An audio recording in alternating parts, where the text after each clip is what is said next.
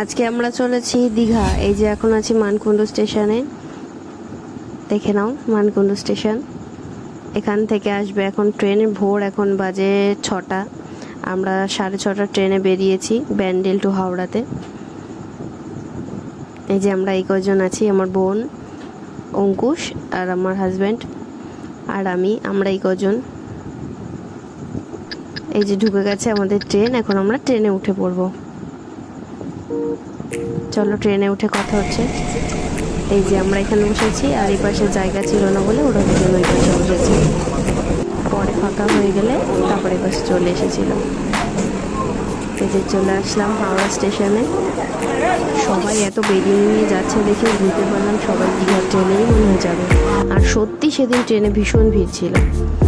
এই যে এই রাস্তাটায় হাওড়া স্টেশনে আমি প্রথমবার এসেছি, সেজন্য আমি এরকম ঘুরে ঘুরে একটু ভিডিও করে দেখালাম। এই যে আমাদের ট্রেন এটা। এবার আমাদের সিট কোথায় পড়েছে সেখানে যাচ্ছি।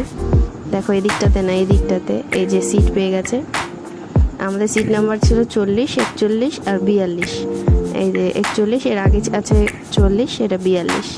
তো সিটগুলো খুব সুন্দর ছিল, আমাদের একদমই অসুবিধা হয়নি। কিন্তু ট্রেনে অসম্ভব ভিড় ছিল, রিজার্ভেশনে ভীষণ ভিড়। যারা জেনারেলে ছিল তাদেরই জায়গা ছিল না, এমনকি রিজার্ভেশনের মধ্যে ভর্তি হয়ে গেছে। এই যে যাওয়ার পথে রাস্তাগুলো খুব সুন্দর, তোমাদের একটু দেখিয়ে দিই। কত সুন্দর গাছপালা। তখনও খুবই গরম ছিল, 42 ডিগ্রি 43 ডিগ্রি চলছে। আমরা ওই সময় গেছিলাম। ওই যে অঙ্কুশর মাসি একটু খাইয়ে দিচ্ছে, আমাদের কাউকে দেয়নি, না আমাকে না অঙ্কুশের বাবাকে। আমরা দীঘা এসে গেছি। পরে ভিডিওতে বাকি আপডেট দেবো। টাটা।